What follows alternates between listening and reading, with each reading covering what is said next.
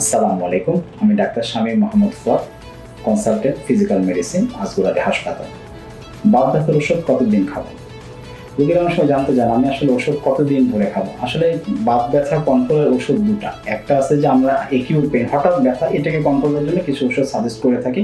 রোগীর যদি সমস্ত সার্বিক অবস্থা, লিভার কিডনি ভালো থাকে, অসুখটা কন্ট্রোল আনার জন্য আমরা অল্প সময়ের জন্য কিছু ওষুধ দিই। কিন্তু অরিজিনাল বাত ব্যথা, রিউমাটয়েড আর্থ্রাইটিস, অ্যানক্যান্ড্রোসিস স্পন্ডিলাইটিস যাতে খারাপ না হয়, এই জন্য কিছু ওষুধ সাজেস্ট করা হয় যেগুলো লিভার কিডনির উপর কোনো এফেক্ট করবে না, বরং না খেলে আপনার এই জয়েন্ট ডিফর্মিটিগুলো, স্টিফনেসগুলো বেড়ে যেতে পারে।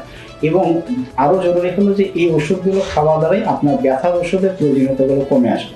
এবং ওষুধগুলো যখন খেতে থাকবেন তখন আপনার ব্যথাগুলো কমে আসবে, জয়েন্টগুলো ভালো থাকবে, আপনারা পরবর্তীতে ব্যথার ওষুধ খাওয়ার প্রয়োজনীয়তা হবে না।